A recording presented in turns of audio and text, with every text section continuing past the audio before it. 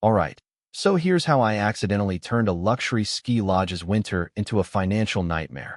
And all I wanted was to open my garage without fighting a frozen wall every morning. I'm not exaggerating either. I mean a literal wall, 4 feet high, dense, packed, the kind of snow that's not really snow anymore. It's like concrete with attitude, ice chunks, gravel, road salt baked into it like some kind of seasonal punishment. I live just downhill from this place. Not gonna name it. Let's call it Pine Hollow Lodge. Sounds peaceful, right? Yeah, peaceful until they decided to expand their parking lot that winter. More guests, more SUVs, bigger plow trucks, and apparently, way less concern about where all that snow actually ends up. First big storm of the season rolls in, classic mountain whiteout.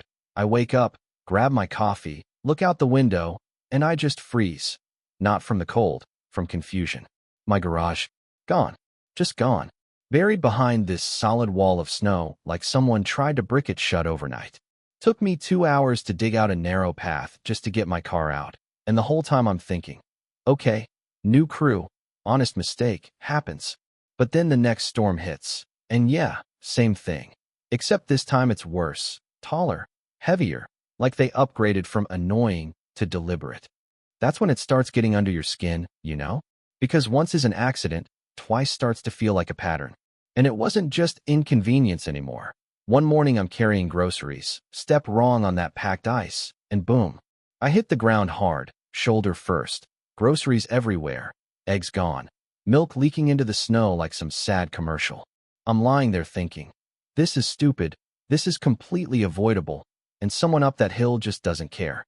So I call the lodge, and let me tell you, if you've ever tried to get a straight answer from a front desk during peak season, you already know how this goes.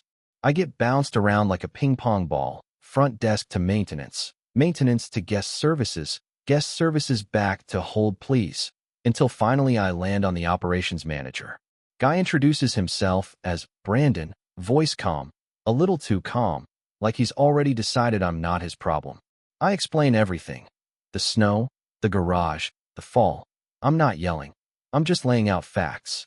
And he goes, real casual. Our plow teams are instructed to stay within lodge property boundaries and prioritize guest access. I pause, because that's corporate speak for not my issue. So I tell him straight, they're not staying on your property. They're dumping it onto mine. And he doesn't even hesitate, just says, if that's the case, you'll need to prove it. That right there, that tone, that's what flipped the switch for me. Not the snow, not even the fall. It was that little challenge, like I was some nuisance caller who didn't understand how things worked. And I remember just sitting there after the call, staring at that snow wall again, and thinking, okay, you want proof? I'll get you proof. But I'm not going to do it halfway. So I hire a survey crew. Middle of winter, snow everywhere. Not cheap either, $1,100 just to get someone out there with equipment and flags. My neighbors thought I was nuts. It's just snow. Man, it'll melt. Yeah, eventually. But that wasn't the point anymore. This wasn't about snow. It was about boundaries, literally and figuratively. So the crew comes out, spends a full day mapping everything, digging through layers, marking lines, and when they're done, the guy hands me the report, and I swear, I read it twice just to make sure I wasn't misunderstanding. Turns out, Pine Hollow Lodge had a problem. A big one. Because that little service road they were using behind my garage, the one their plows depended on to move snow around and keep guest access clean. Yeah, it wasn't fully theirs. Not even close. There was a 7-foot strip running the entire length that actually sat on my property. Not just where they dumped snow, the actual road. The road they needed. The road they assumed was theirs. And suddenly everything made sense. The snow dumping, the confidence in Brandon's voice, the prove it comment. They weren't just careless. They were operating on an assumption. And assumptions, especially when they involve land ownership, tend to get very expensive. So I dig deeper. County records, property filings, old documents from when I bought the place. And sure enough, there it is, clear as day. That strip of land. Mine. Always had been. No easement listed, no permanent access granted. Which means every time their plow crossed that line, every time they packed snow against my garage, technically, they were trespassing. Now at this point, I could have just called them back, maybe tried to work something out casually, but after that phone call, after being told to prove it, no, We were past casual. I put together a clean packet, survey results, property maps, copies of county records, and I sent it straight to the lodge's ownership group. Not the front desk, not Brandon, the people who actually care when things start costing money. And I gave them 21 days. That was it. Stop using my land, stop dumping snow, and remove anything already there, or we take the next step. No yelling, no threats, just clean, direct, and very real. And for a couple days, nothing. No calls, no emails, just silence. Which, honestly, told me everything I needed to know, because silence like that, that's not ignorance, that's strategy.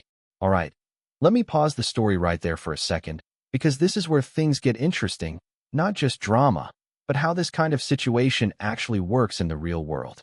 Because a lot of people hear something like this and think, well, if that road's been there for years, doesn't the lodge kind of have a right to use it? And yeah, that's exactly what they were betting on.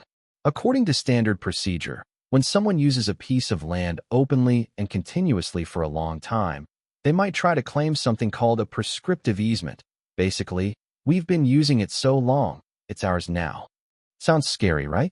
But here's the catch. It has to be continuous, obvious, and without permission. The second there's documented permission involved, even temporary, that whole argument starts to fall apart. From a legal perspective, what the lodge was hoping for was ambiguity. They wanted just enough gray area to make it expensive or exhausting for me to push back. Because most people, they don't hire survey crews. They don't dig through county records. They just deal with it. And that's where this turns into something deeper than just a property dispute. This is a psychological trap, a really common one. Big organization versus individual homeowner. They rely on hesitation. They rely on you second-guessing yourself, thinking maybe you're overreacting. Maybe it's not worth the fight. And that prove it line? That wasn't just a statement. That was pressure. Subtle, but effective. But here's the thing. Once you remove uncertainty, once you have documentation, clear boundaries, actual proof, the power dynamic shifts completely. And suddenly, the side that was confident starts getting very, very careful. And that's exactly where this story is about to turn. So yeah, once that uncertainty was gone, everything changed. Not overnight, not dramatically at first, but you could feel it, like pressure building under the surface. A couple days after I sent that packet, I finally get a response. Not from Brandon, not from anyone I'd spoken to before, but from their attorney. And the tone? Completely different. Polished, confident, a little aggressive, the kind of letter that's designed to make you hesitate. He claimed the lodge had what he called implied access rights to that road because it had been in use for over a decade, which, on paper, sounds intimidating if you don't know what you're looking at. And for a second, yeah, I felt it. That little flicker of doubt creeping in, like maybe I'd stepped into something bigger than I expected. But then I handed everything over to my lawyer, local guy, been dealing with property disputes up here longer than that lodge has even existed. And he reads through it, barely takes 10 minutes, and just kind of smirks. Not a big reaction, just that quiet, confident kind of smirk that tells you, this isn't going the way they think it is. Turns out, buried in my home purchase documents, the stuff most people never even open after closing, was a signed agreement from the previous owner. 9 years back, during a particularly bad avalanche season, they had allowed temporary winter access along that strip of land. Temporary. 1 season. Signed, dated, very specific. Which means the lodge's entire argument about long-term use? Gone. Because it wasn't unauthorized use, it was permitted use. And legally, that makes all the difference. So my lawyer drafts a second letter, and this one didn't play nice.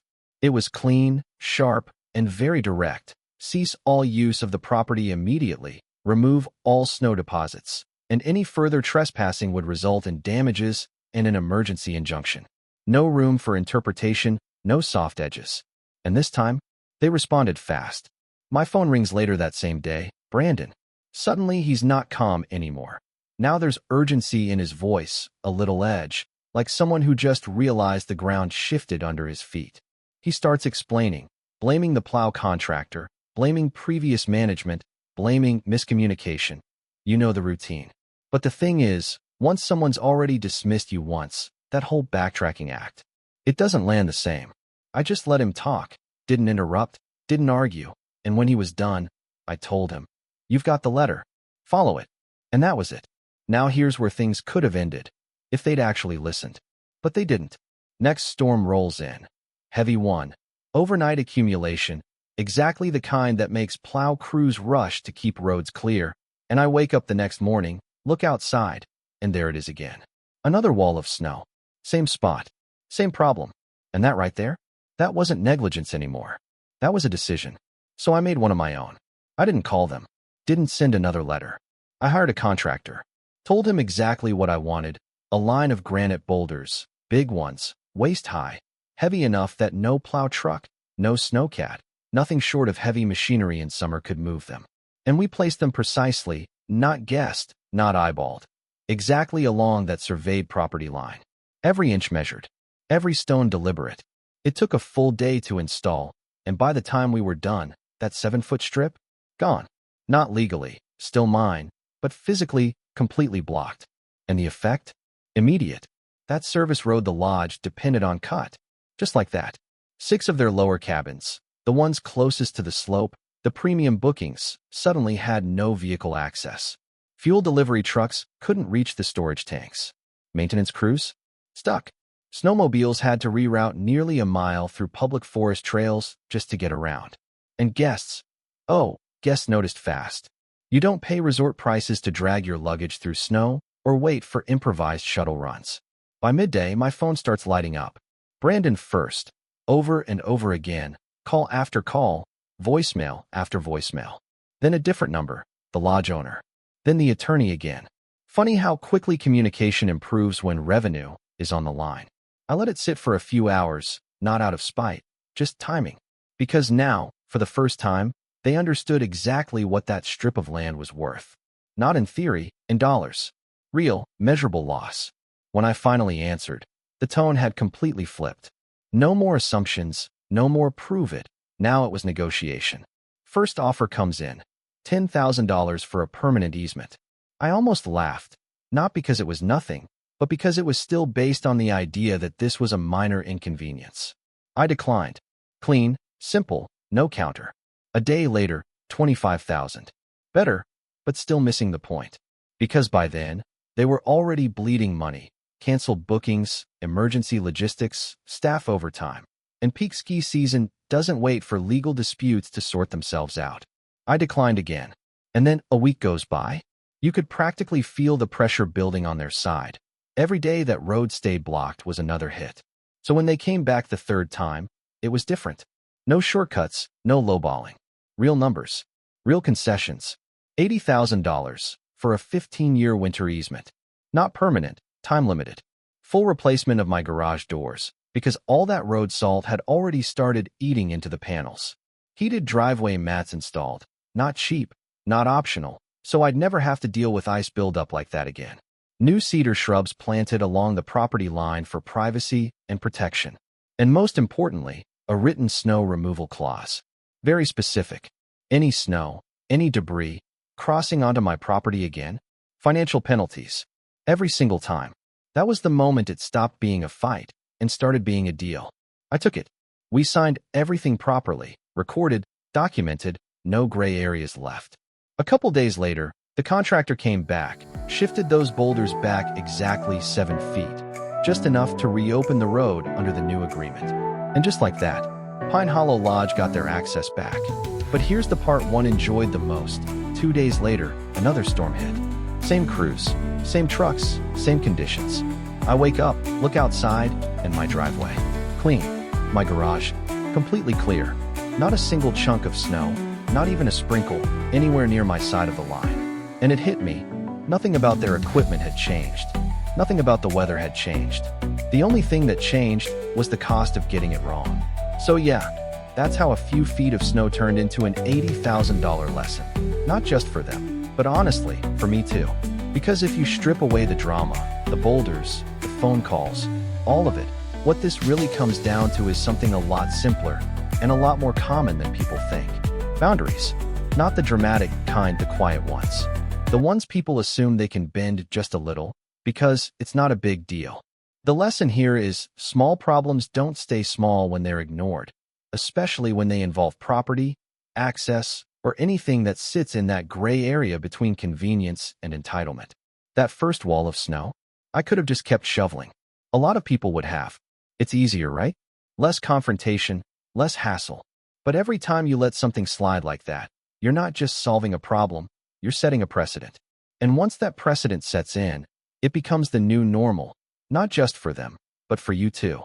From a legal perspective, what saved me wasn't luck, it was documentation. Surveys, records, old agreements. The boring stuff nobody wants to deal with until suddenly it matters a lot. People think ownership is obvious. It's not. It's defined, measured, written down somewhere in a file you probably haven't opened in years. And when something gets disputed, that's the only language that counts. Not opinions, not assumptions, proof. And then there's the human side of it. Because honestly, this whole thing could have gone very differently if that first phone call had gone differently. If Brandon had just said, "Hey, we'll look into it," instead of "prove it," maybe I don't hire a survey crew. Maybe I don't dig through records. Maybe we work something out early, cheap, simple. But that's the thing, tone matters. Dismissiveness has a way of escalating situations that didn't need to escalate. This is a psychological trap, and it's everywhere. When someone feels dismissed, especially in their own space, their own property, it flips a switch. It stops being about the original issue and starts becoming about respect, control, fairness. And once it reaches that point, people stop looking for quick fixes, they start looking for leverage. According to standard procedure, organizations, especially larger ones, are supposed to de-escalate these situations early. Acknowledge, investigate, resolve. Because the longer you let something sit, the more expensive it gets. Not just financially, reputationally too.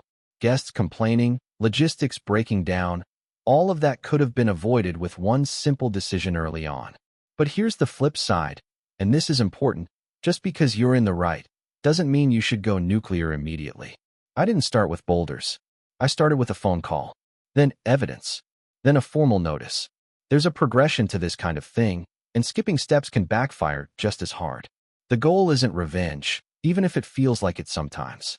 The goal is resolution, on terms that actually protect you. And yeah, I'll admit it, there was a moment there, watching those boulders go in, seeing the lodge scramble, where it felt good. Not gonna pretend otherwise. But what stuck with me longer wasn't the satisfaction. It was how fast everything changed once the stakes were clear. Same people, same situation, completely different behavior. Which tells you something important. Most conflicts like this, they're not about what's possible. They're about what's enforced.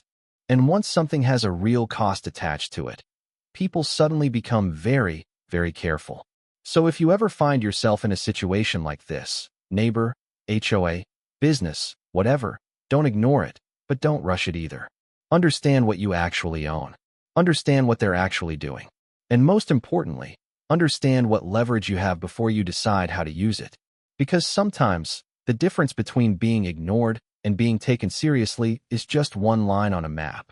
Anyway, I'm curious what you think. Would you have handled it the same way? Or would you have shut it down earlier? Or maybe never escalated it at all?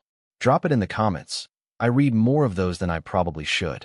And yeah, if you like stories where small problems turn into very expensive lessons, you know what to do.